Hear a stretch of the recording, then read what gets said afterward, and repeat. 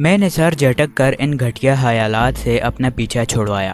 اسی وقت شیتل کے منہ سے ایک کراہ بلند ہوئی اور اس نے ہلکے سے کسمسا کر آنکھیں کھول دی۔ چند لمحے وہ اسی طرح لیٹی چھت کو تکتی رہی اور پھر دونوں ہاتھوں سے سر تھام کر اٹھ بیٹھی۔ میں بھی دیوار کے ساتھ ٹیک لگا کر بیٹھ گیا۔ کچھ دیر سر پکڑے بیٹھے رہنے کے بعد اس نے اپنا چہرہ میری جانب پھیرا اور آہستہ سے بولی، آپ غالباً بالکل آپ نے صحیح پہچانا۔ میں نے قطع کلامی کی، میں وہی ہوں جس کے کارن آپ کو یہ سب کچھ سہنا پڑا۔ وہ آہستہ سے ہنسی، عجیب خمار آلودہ ہنسی تھی۔ اس کے آنکھوں میں سرخ دوڑے سے نظر آ رہے تھے، یوں جیسے وہ ساری رات میں نوشی کرتی رہی ہو۔ میرے ذہن میں بے ساختہ عدم کا شور گونجا۔ آپ کی آنکھیں باری باری ہیں، رات کے شغل میں گزاری ہے۔ میرا دل چاہا کہ اسے یہ سنا دوں مگر صرف سوچ کر رہ گیا۔ اس میں آپ کا کوئی دوش نہیں ہے، میری اپنی قسمت ہی ایسی ہے۔ وہ فلسفانہ لہجے میں بولی، کبھی آپ نے شراب پی ہے؟ میں اس کا فلسفہ نظر انداز کرتے ہوئے بولا، 2-3 دفعہ پی ہے، وہ جواباً بولی، لیکن اتنی نہیں کہ مدہوش ہو جاؤں۔ ویسے آپ یہ کیوں پوچھ رہے ہیں؟ یوں ہی بس تمہاری حالت دیکھ کر یوں لگ رہا تھا کہ شراب پی کر آپ بالکل ایسی ہی لگتی ہوں گی۔ ہاں ہاں ہاں، اس نے بے ساختہ کہکا لگایا اور میرے کانوں میں جلنگر سی بجی۔ اچھا چھوڑیں اس سلسلے کو، اپنا تعارف تو کروا دیں۔ میرا نام کا تو پتہ آپ کو چل ہی گیا ہوگا۔ پتا جی کا نام سیٹھ ہری چرن داس ہے اور میں اس کی اکلوتی بیٹی ہوں۔ میرا نام اسلم ہے، میں اس سے نظریں چراتے ہوئے بولا۔ اور کہانی وہی ہے جو کسی بھی حالات میں ایک عام شخص کی ہو سکتی ہے۔ اداکاری اچھی کر رہتے ہو عمر جان، وہ جان کی جا کو کھینچتے ہوئے شوخ لہجے میں بولی۔ میں گھسانا ہو کر بولا، سوری لیکن یہ میری مجبوری ہے، ہر شخص کے سامنے میں اپنی اصلیت ظاہر نہیں کر سکتا۔ اچھا اب میں بھی عوام کی لسٹ میں آ گئی ہوں، تو آپ خواص کی لسٹ میں کب تھیں؟ میرے منہ سے غیر ارادتاً نکلا۔ بعد میں مجھے اپنے فکرے کی تلخی کا احساس ہو گیا، لیکن کمان سے نکلا ہوا تیر اور زبان سے نکلے ہوئے الفاظ واپس نہیں آ سکتے۔ اوہ آئی ایم سوری، وہ نادم ہو کر بولی، مجھے اتنا فری نہیں ہونا چاہیے تھا، آپ نے تو مائنڈ کر لیا۔ میں جلدی سے بولا، میں صرف مذاق کر رہا تھا۔ مجھے پتہ چل گیا کہ اس کا موڈ بحال ہونے میں کافی دیر لگے گی، اس لیے اس کی بات کا جواب دینے کی بجائے میں نے خاموشی اختیار کر لی اور اس صورت میں نمٹنے کی تدبیر سوچنے لگا۔ انڈیا کی زمین نے میرے لیے دلدل کی صورت اختیار کر لی تھی۔ اس سے نکلنے کے لیے میں جتنا ہاتھ پاؤں مار رہا تھا اتنا ہی دھنستا جا رہا تھا۔ آپ تو بالکل چپ سادھ لی ہے۔ وہ زیادہ دیر خاموشی برداشت نہ کر سکی اور بول پڑی، لیکن میں اسے جواب دینے کی بجائے آنکھیں بند کیے بیٹھا رہا۔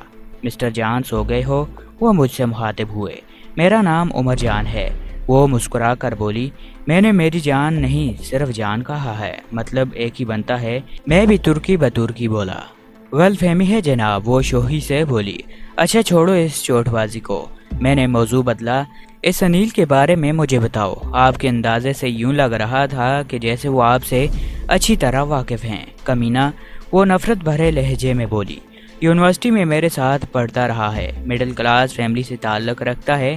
موصوف کو مجھ سے محبت کا دعویٰ تھا، بلکہ یہ ہے، اور اس سلسلے میں ایک دن پتا جی کے پاس میرا رشتہ مانگنے چلا گیا۔ پتا جی نے اسی وقت مجھے بلا کر پوچھا کہ موصوف اس وجہ سے تشریف لائے ہیں اور تیری کیا رائے ہے۔ ان کا خیال تھا کہ شاید اس کے آنے سے میری مرضی شامل ہے، لیکن میں نے پتا جی کے سامنے اسے خوب بے عزت کیا۔ نتیجے میں پتا جی نے اسے دھکے دے کر گھر سے نکلوا دیا۔ اس بات کو 2 ہفتے ہونے کو ہیں۔ اس بے عزتی کا بدلہ لینے کے لیے اس نے ایک گنڈے کو ہائر کیا ہے جسے پتہ نہیں یہ کون سا دادا کہہ رہا تھا۔ باقی کے واقعات تمہاری نظروں کے سامنے ہیں۔ ہاں، میں ایک لمبی سانس کھینچ کر بولا۔ اب آپ بھی اپنے بارے میں کچھ بتانا پسند کریں گے؟ وہ مجھ سے مخاطب ہوئی۔ اخبارات میں تو آپ کے متعلق کافی کچھ لکھا جا چکا ہے، لیکن اس میں حقیقت کتنی ہے اس کی وضاحت کر دیں۔ اخبارات میں کتنی حقیقت بیان ہوتی ہے اس سے آپ واقف ہیں، اسی لیے تو میں آپ سے پوچھ رہی ہوں۔ جواباً میں نے اسے مختصراً اپنی کہانی سنا دی، لیکن بہت سی باتیں اس میں حذف کر گیا۔ وہ بڑے اشتیاق سے میری کہانی سنتی رہی۔ میں بمشکل اپنی بات ختم کر پایا تھا کہ بند دروازے کے پیچھے قدموں کی چاپ، ابھرتی تالے میں چابی کھولنے اور پھر ہلکی سی کٹک کے ساتھ تالا کھلنے کی آواز آئی۔ دروازہ کھلا، ایک شخص ہاتھ میں ٹرے پکڑے کمرے میں داخل ہوا، جبکہ اس کی پشت پر مجھے 2 ہتھیار بردار نظر آئے جنہوں نے ہاتھوں میں ہلکی مشین گنیں پکڑی ہوئی تھیں۔ کمرے میں داخل ہونے والے نے ٹرے ہمارے سامنے رکھی اور بغیر کچھ بولے واپس مڑ گیا۔ दरवाजे पर मौजूद दोनों संतरियों ने भी कुछ बोलने की ज़रूरत महसूस नहीं की थी।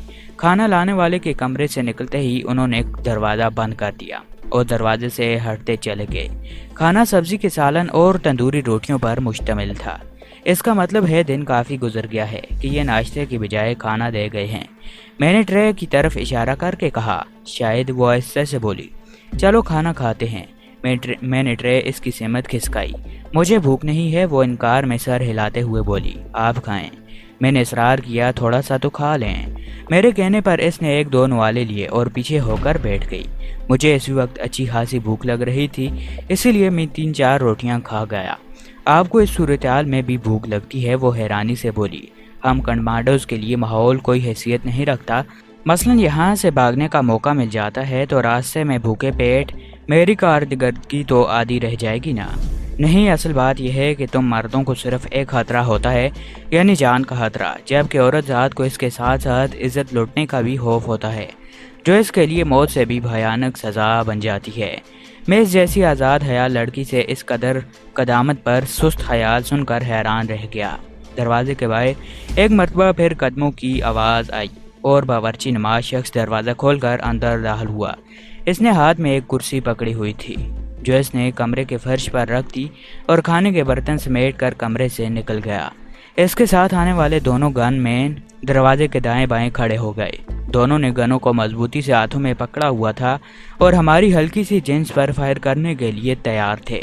चंद लम्हों बाद अनिल आंखों पर से चश्मा चढ़ाए कमरे में दाखिल हुआ और बड़े अंदाज से कुर्सी पर पुरअंजुमान हुआ। हाँ तो शीतल बेबी, क्या हाल है? वो मुझे यकसर नज़रअंदाज करते हुए बोला, लेकिन शीतल ने जवाब देने की बजाय खामोशी अख्तियार किए रखी। वैसे मुझे आपको इस हालत में देखकर बड़ा अफसोस हुआ है। शीतल को खामोश पाकर वो दोबारा बोला, एक सेठजादी और इसकी लाचारी की हालत में ज़मीन पर लेटी हुई है। हवालात में भी चारपाई नहीं मिलती जो तेरी आखिरी मंजिल है। शीतल गुस्से से बोली। हा, इसका कहका गूंजा। इसको कहते हैं कि रस्सी जल गई पर बल नहीं निकले। इससे पहले कि इसके जवाब में शीतल कुछ बोलती, किसी गाड़ी के तेज हारन सुनाई दिया। मेरा ख्याल है रघुदास वापस आ गया है। अनिल हथियार बदरादों से मुखातिब हुआ। दोनों में से एक गेट खोलने के लिए चले जाओ, और एक सर हिलाता हुआ कमरे से बाहर निकला। थोड़ी देर बाद एक देवकादम शख्स तेजी से चलता हुआ इस कमरे में दाखिल हुआ। दरवाज़ा खोलने के लिए जाने वाला और एक दूसरा शख्स इसके हमरा थे। वो रघुदादा था। इसके चेहरे पर जख्मों के 3-4 निशानात नजर आ रहे थे। नहायत करीहा शक्ल और भयानक चेहरा था। आम लोग तो इसे देखकर ही कांप जाते होंगे। वो कद और जिस्मामत हर लिहाज से भारी नजर आ रहा था। बाबू वो जड़ी मार सेठ तावान देखने पर आमादा नहीं हो रहा। वो अनिल से मुखातिब हुआ जो इसको देखकर बेसाख्ता खड़ा हो गया था। रघु दादा, आप फिक्र न करें, अनिल एतमाद से बोला। मैं इसे राजी कर लूँगा, बस थोड़ी देर लगेगी। नहीं बाबू, मेरे पास इतना टाइम नहीं है, मेरा तरीकाकार कुछ और है। इसने अनिल के चेहरे से नज़र हटाकर एक सरसरी निगाह मुझ पर डाली और कहा। फिर शीतल की तरफ देखा। मैंने महसूस किया कि शीतल की तरफ देखते ही इसकी सांप की मानद छोटी छोटी आंखों में एक चमक सी लहर उठी थी जो वाज़े तौर पर हबासत की चमक थी। एक औरत होने के नाते शीतल इसके एहसासात से ज़्यादा वाकिफ़ थी। वो बेहसाहता अपने आप से सिमट गई। रघु दादा, आप मुझे एक हफ्ते की मोहलत तो दें, अनिल आहिस्ता से बोला। मैंने महसूस किया कि वो रघु दादा से दब कर बात कर रहा था। मैं सेठ से मनवा लूँगा, तुम छोड़ो इस बात को। रघु दादा शैतानी अंदाज में शीतल की तरफ बढ़ता हुआ बोला। इसके बाप को ऐसा तोहफा भिजवाऊंगा कि इसको रघु दादा के साथ पंगा लेने का अंजाम मालूम हो जाएगा।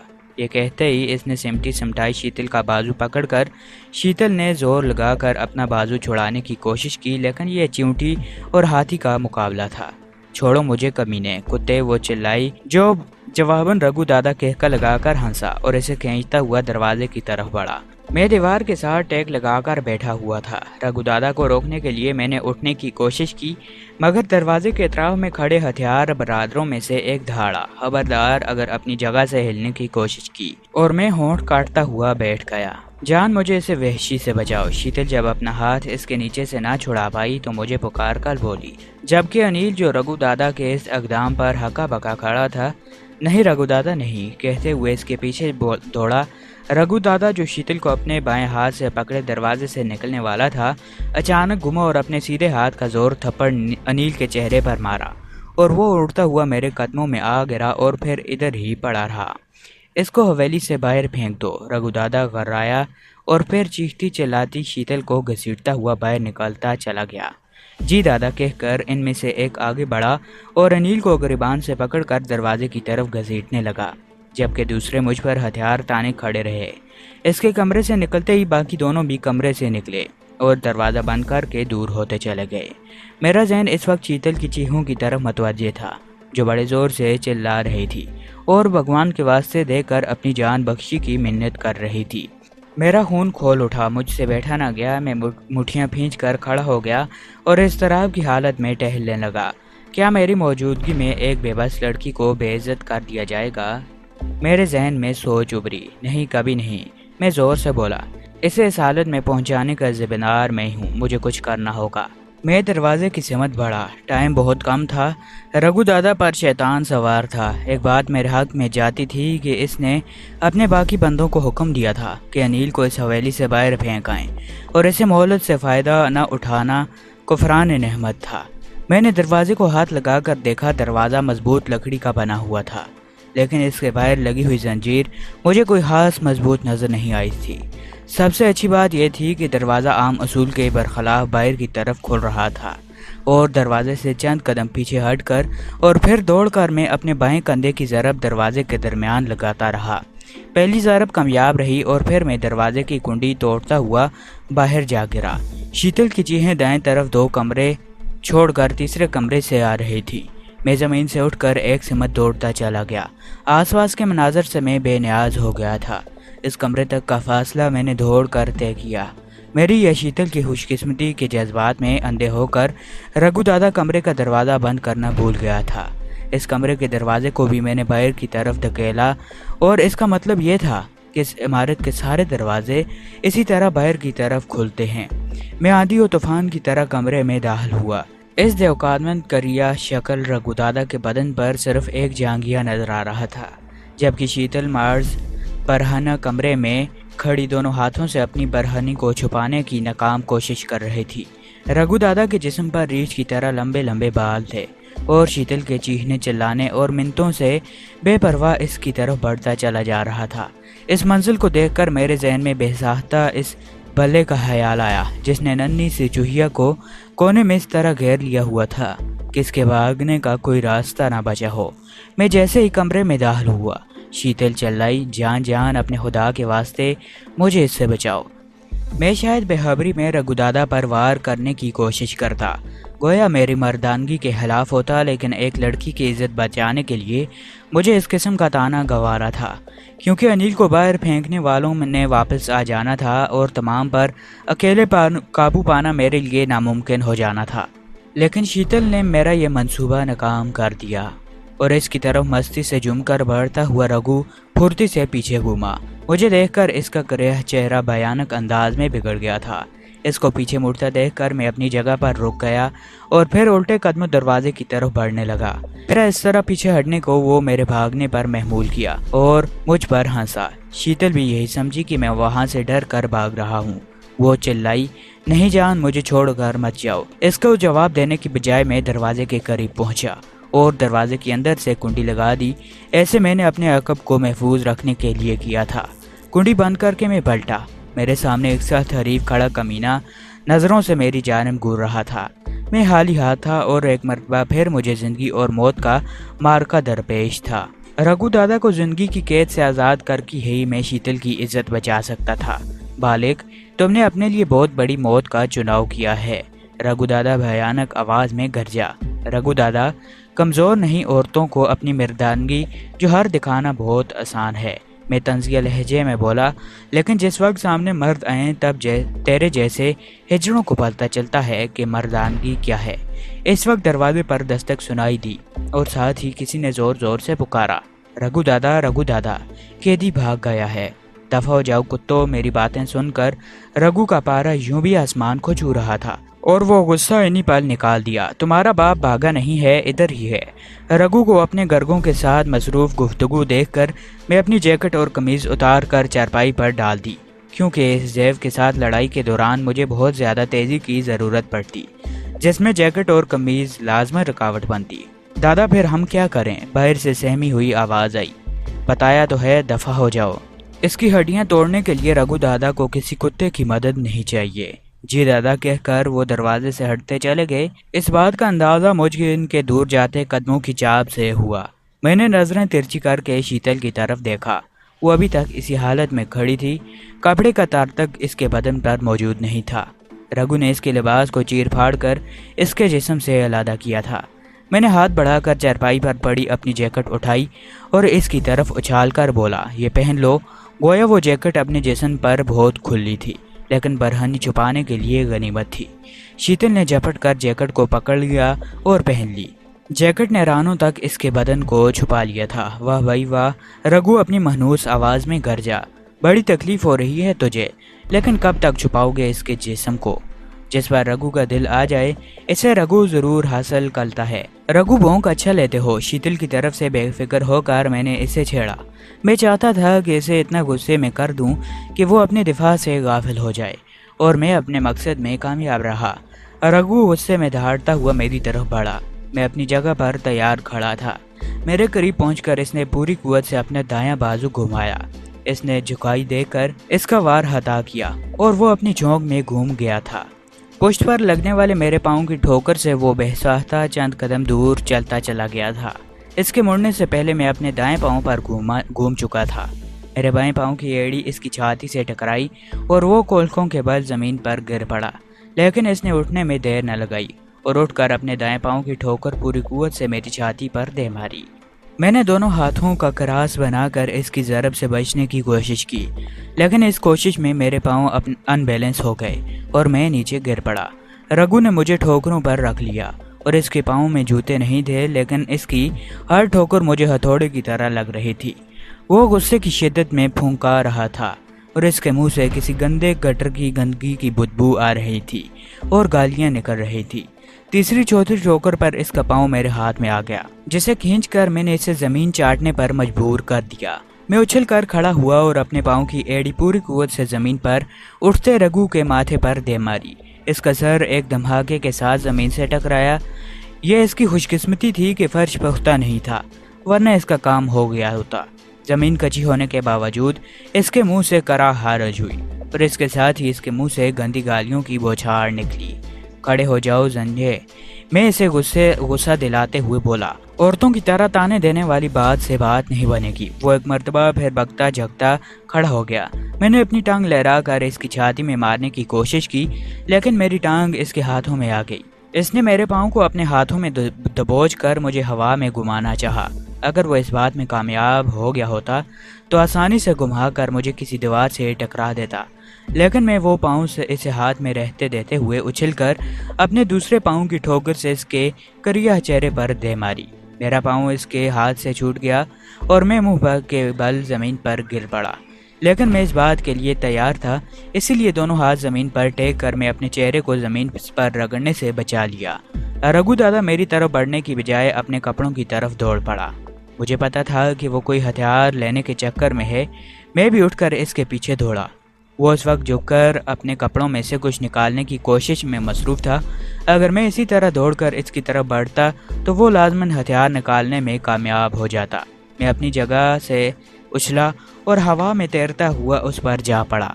अपनी कमर पर लगने वाली मेरे सर की चोट से वो मुंह के बल गिर पड़ा। इसके साथ ही मैंने इस पर ठोकरों की बारिश कर दी। इसे ठोकने लगाते हुए मुझे अजीब सी लज्जत महसूस हो रही थी, और ऐसा शायद शीतल के साथ इसके नावारा असलूब करने की वजह से हुआ था। इसने मेरा पाँव पकड़ने की कोशिश की, लेकिन मेरी फुर्ती की वजह से इसे कामयाबी हासिल न हो सकी। वो लुढ़कता हुआ मेरे पाँव की पहुंच से दूर हटा और फिर उछल कर खड़ा हो गया। पसीना धारों की सूरत में हम दोनों के जिस्मों से बह रहा था। रघु किसी थके हुए कुत्ते की मानद हाँप रहा था। इसकी पहली अकड़ फूं और दम खम रुखसत हो चुका था। अब इसे कोई राह फरार नजर नहीं आ रही थी। रघु, मैंने इसे एक अजीब से अंदाज में पुकारा। मैंने कहा था ना कि लड़ाई भड़ाई मर्दों का काम है। अब भी अगर तुम चूड़ियां पहनकर एक ठुमका लगाकर दिखा दो तो मैं तुम्हें जिंदगी की भीख दे सकता हूँ। मेरी बात सुनते ही रघु एक मर्तबा फिर गुस्से में बकता जगता मेरी जानिब बढ़ा। गुस्से की शिद्दत में वो अपना दिफा से बिल्कुल गाफिल हो गया था। जो मेरा